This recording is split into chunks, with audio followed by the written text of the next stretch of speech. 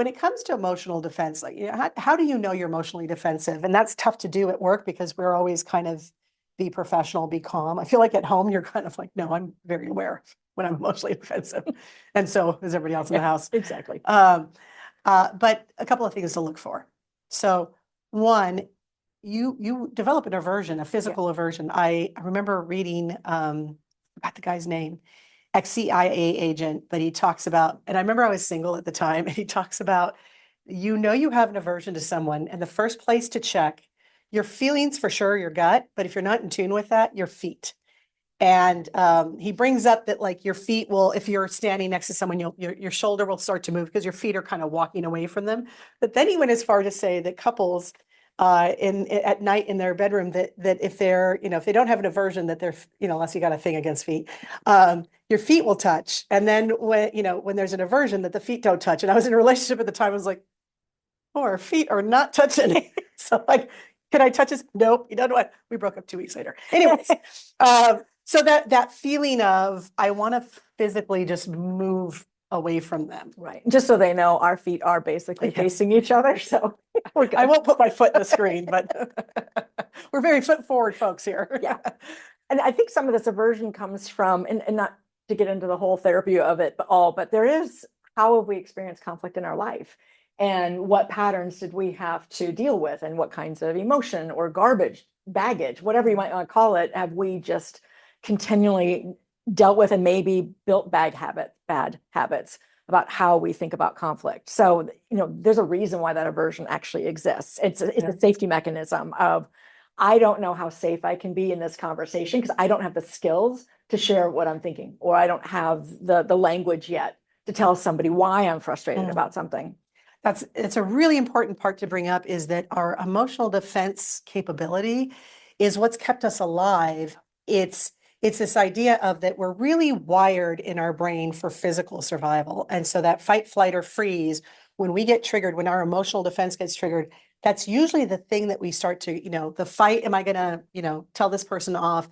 The flight, am I just going to avoid them? The hard part is in the workplace, and honestly, in any interpersonal relationship, our physical survival instincts work against us.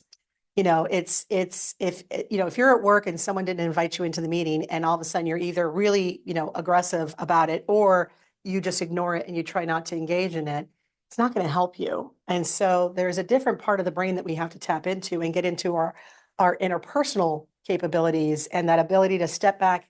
It is exactly what you're describing for the objectivity is, can I sit back and actually observe my thoughts? Can I question where they're coming from? If I have an aversion, that's the first thing. Can you at least tune in to having an aversion, and whether that's your feet are not touching?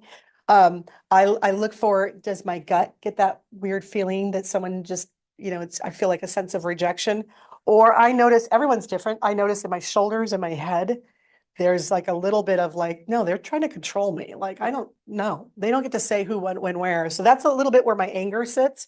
And this is where my fear sits. Yeah. And mine's a little bit different because you mentioned fight, flight, freeze. There's also fawn is one of the ones they call out. And that's probably where I default to is, I don't want this. So how do I make it go away by making you feel better? I can also do the freeze thing, which, and I certainly have experienced this with folks of, I will freeze you out with questions. I will ask so many questions to sort of parse out what's really at issue here, that you can't move forward. It feels like you're having a conversation to somehow get to the facts, but it really is just, I'm going to overwhelm you with words and freeze the conversation. Yeah. And as you said that, it made me think of what I see as like what I call the professional guard. Like, well, what did you mean by that? Okay. Well, now that you said it, I know the information. I guess things will be different moving forward. And you're sitting there going, we're not having a real dialogue right now. There's a guard up here. We're not actually, you're definitely going, I will take your information, but I'm not going to take you. Yeah.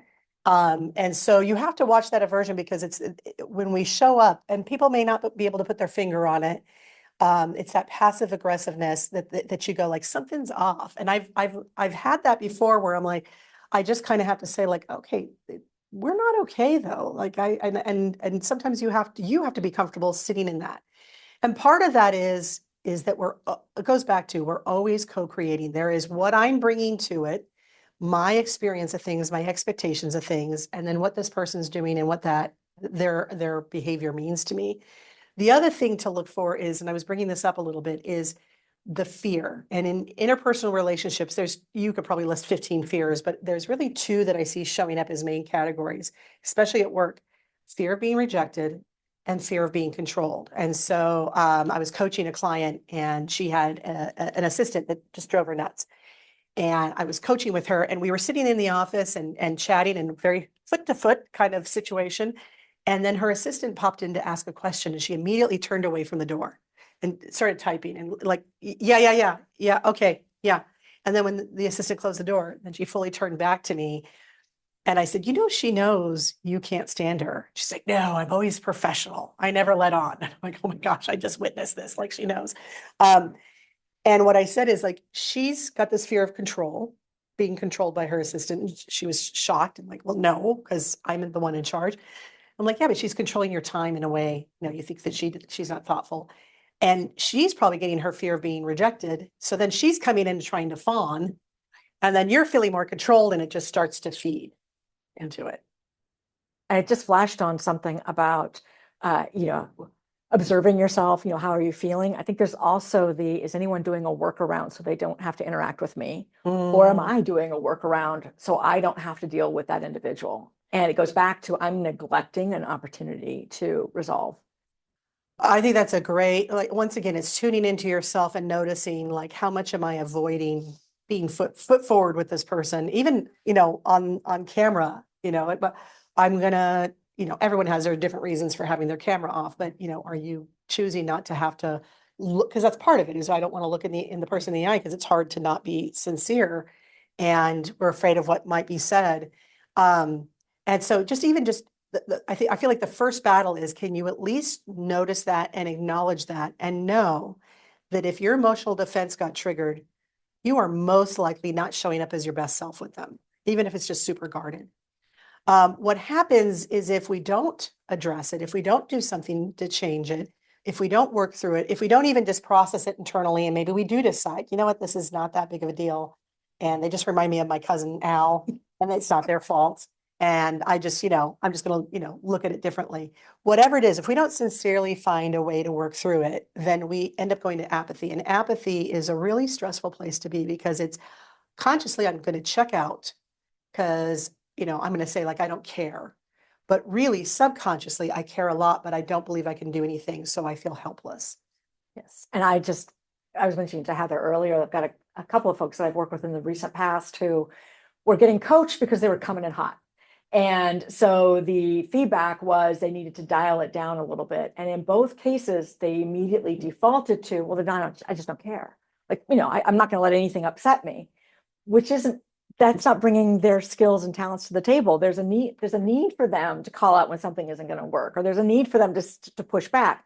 Just do it in a way that doesn't diminish other people and doesn't in any way, shame them.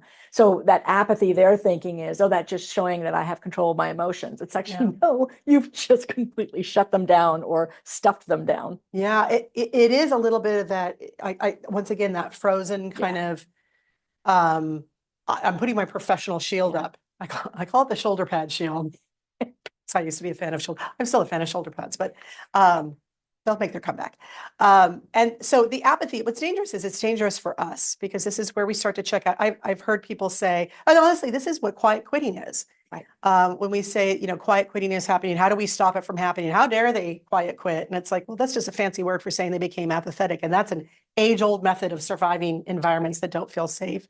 It's basically, I don't buy that anything I say or do is going to shift or change the environment or situation that I'm dealing with. And so, from an individual standpoint, you're setting yourself up to practice and build neural pathways in your mind of being less than what you really bring to the table, as not being your favorite version of how you'd show up on the job. And so you're embedding that this is the way that you show up. So if you do that long enough, I could pluck you from your situation and put you into a new situation, and your brain would hunt for things to tell it it's still in the same situation.